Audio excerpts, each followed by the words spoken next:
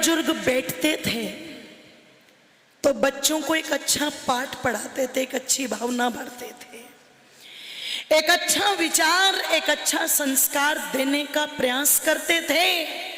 चाहे दादा हो चाहे दादी हो, बच्चों में अच्छे विचार और संस्कार भरने का काम करती थी। और कभी इतिहास को जानना हो तो पढ़ना भगत सिंह की जीवनी को। उनके दादा सरदार अर्जुन सिंह तो उनको संस्कार देते ही थे, पर उनकी दादी भी कम नहीं थी। ध्यान रखना, जेल के अंदर जब मिलने के लिए गई थी तो माँ विद्यावती तो रो पड़ी, पर दादी नहीं रोई और पीठ थपथपा करके भगत सिंह को यह कहा था, फांसी के तख्ते पर चढ़ते समय खबरदार, अगर तेरे चेहरे पर मायूसी छाई तो अपने चेहरे पर हंसी रखना, क्योंकि देश के लिए, भारत माता के लिए शहादत दे रहा है तो दादी की कोख को लजाना। एक तो वो दादी थी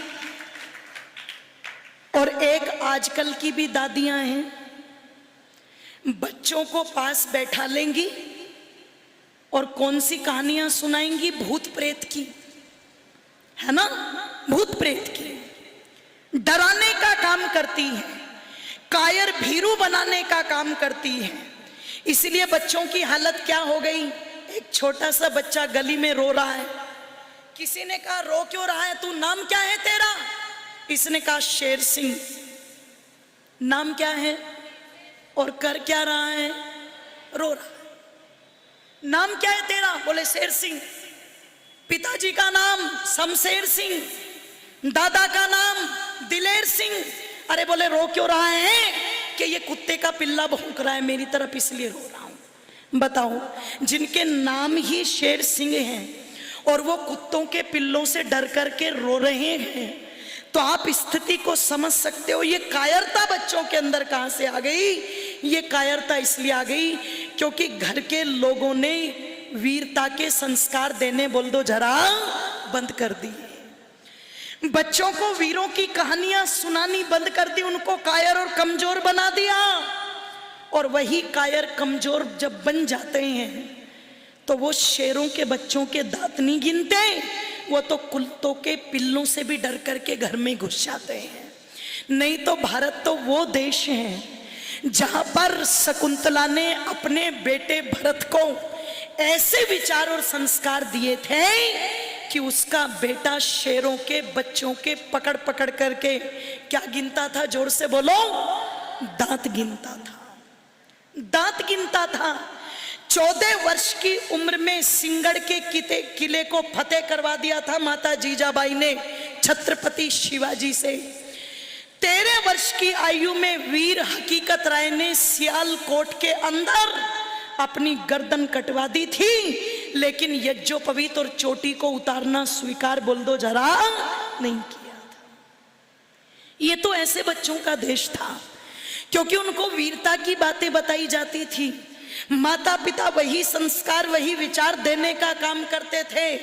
आज जो युवा पीढ़ी गलियों में गंदे गंदे गीत गाती घूमती है ना, शराब और नशे की लत में, बुराइयों की लत में, मैं निवेदन कर दूं ऐसे बच्चों की आवश्यकता नहीं थी इस देश को। यहाँ तो उपदेशक कहा करते थे कि जननी जने तो भक्त जन, या दाता या शोर, और नहीं तो जननी बांझ रहे काहे गवाए नूर।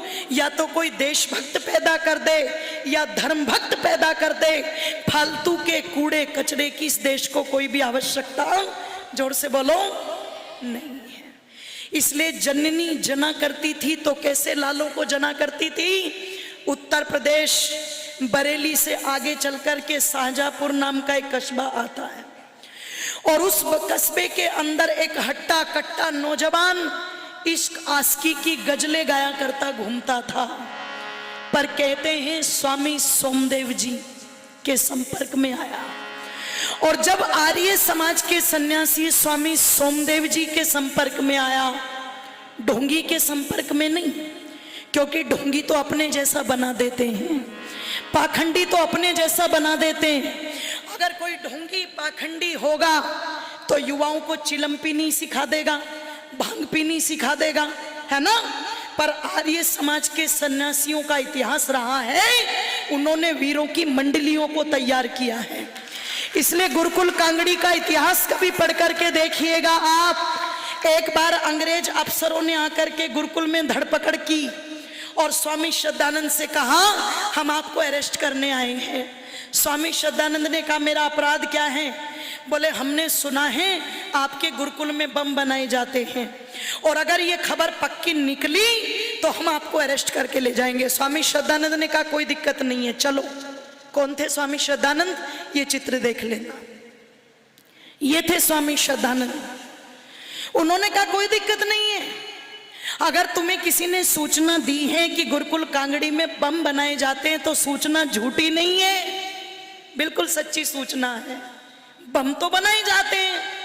अंग्रेजों को बड़ी हैरानी हुई, ये सन्यासी डर नहीं रहा है और धड़ल्ले से कह रहा है कि बम बनाए जाते हैं। उन्होंने कहा, दिखाना जरा एक बार, कहाँ बनाए जाते हैं बम? ले गए अपनी लाइब्रेरी में, और लाइब्रेरी में ले जाकर के पता लगा कुछ ब्रह्मचारी जो पुस्तकों का अध्ययन कर रहे थे। स्वामी श्रद्धानंद ने उन ब्रह्मचारियों की तरफ उंगली करते हुए कहा, इशारा करते हुए कहा, देखो, ध्यान से देख लो आंख खोल करके, ये एक एक ब्रह्मचारी जो लाइब्रेरी में बैठा हुआ है, ये स्वामी श्रद्धानंद के तैयार किए हुए बम है, देख लो। अंग्रेज हंसने लगे, स्वामी जी आप भी क्या मजाक करते हो, पढ़ने वाले विद्यार्थियों को बम कहते हो आप? तो सीएवी विद्यालय के बच्चों जरा ध्यान से सुनना, जब अंग्रेजों ने ये कहा कि पढ़ने वाले विद्यार्थियों को बम कहते हो आप, स्वामी श्रद्धानंद ने कहा था, तुम्हारी नजर में ये केवल विद्यार्थी हैं, पर मेरे हृदय जानता है कि ये बम है, और एक एक बम जिस दिन तुम्हारी खोपड़ी पर फटेगा, तुम्हें भारत देश को छोड़ करके जाना होगा। ये ऐसे बम तैयार किए जाते, तो तैयार किए जाते थे विद्यार्थियों के रूप में। इसलिए तो मैं कह रही थी, धन्यवाद की पात्र आर्य समाज नागौरी गेट जो विद्यार्थियों को यहाँ पर ला करके बैठा देती है। इसीलिए आप लोग भी बम से कम नहीं हो, पर ऐसे बम मत बनना जो माँ बाप के सर पे फट जाओ तुम, ठीक है ना। फटना तो बुराइयों के सर पे फटना, समाज की गंदगी को साफ करने के लिए अपनी तैयारी करना, समाज के दुर्गुणों को दूर करने के लिए अपनी तैयारी करना, वो विचार, वो संस्कार आपको अपनी रगों में लाने हैं जो उस नौजवान की रगों में आए। कौन?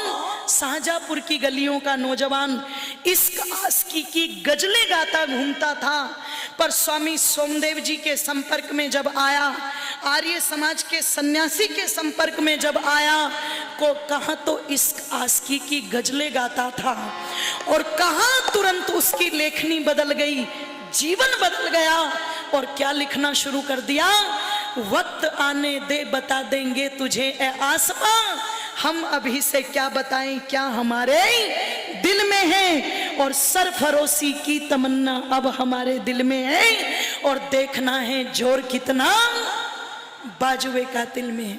नाम क्या था? ओहो, बोले जी कोई सलमान खान का गाना पूछते तो हम बता भी देते, है ना, पर इधर वाले बच्चों से आवाज आई, पंडित राम प्रसाद बिस्मिल।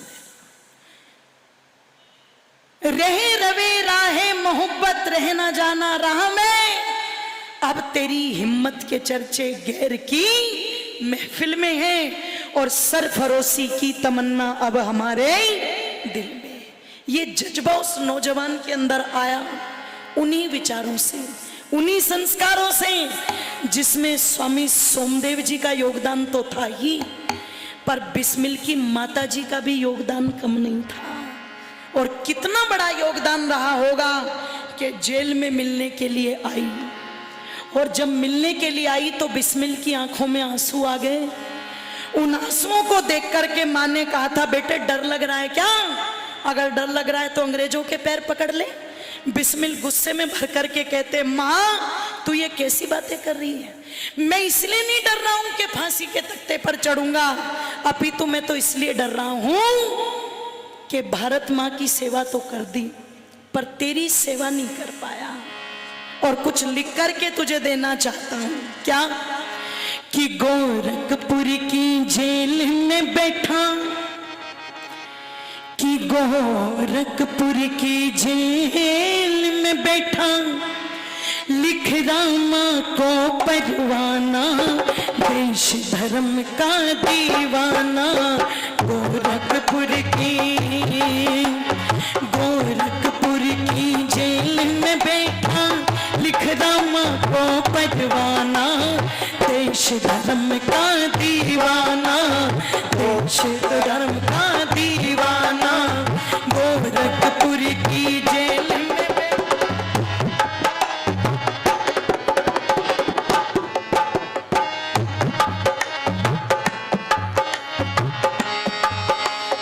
जन्मदात्री जननी मेरी, ले अंतिम परिणाम मेरा। जन्मदात्री जननी मेरी, ले अंतिम परिणाम मेरा। जन्म जन्म तक ना भूलूंगा माता जी एहसान तेरा। जन्म जन्म तक ना भूलूंगा माता जी एहसान तेरा। सेवा ना कर सका आपकी, हो सेवा ना कर सका आपकी, यही रहा मेरा पछताना। देश धर्म का दीवाना, देश धर्म का दीवाना। गोरखपुर की जेल में बैठा, लिख रामा को परवाना, देश धर्म का दीवाना, देश धर्म का दीवाना। गोरखपुर की जेल में बैठा, लिख रामा को परवाना, देश धर्म का दीवाना।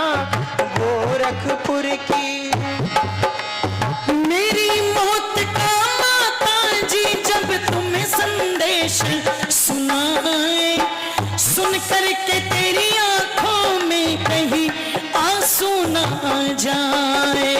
मेरी मौत का माता जी जब तुम्हें संदेश सुनाए, सुन करके कहीं तेरी आंखों में आंसू ना जाए।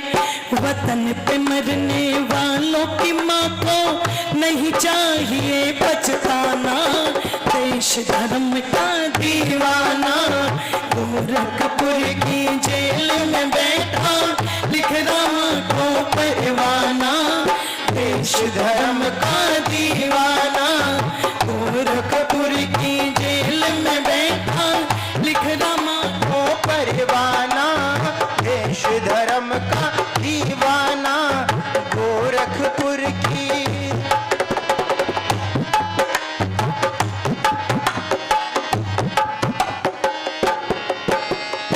सब माताओं की माता है मेरी भारत माता, जिसकी आजादी की भेंट में मरने को ही मैं जाता।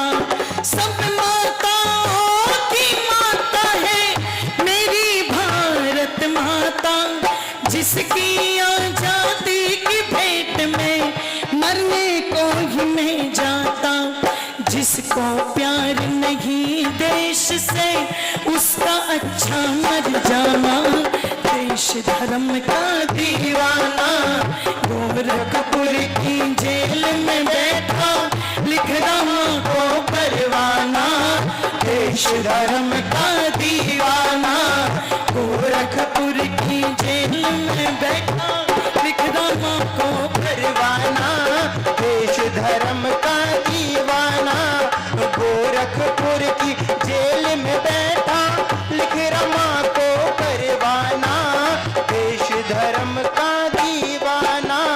गोरखपुर की होगा वतन आजाद एक दिन, ऐसा भी आएगा। स्वर्ण अक्षरों में माँ तेरा नाम लिखा जाएगा।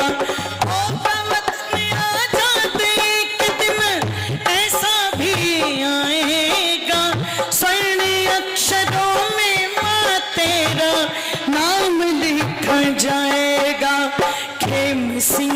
ही गाएगा फिर बना बना तेरा गाना, देश धर्म का दीवाना।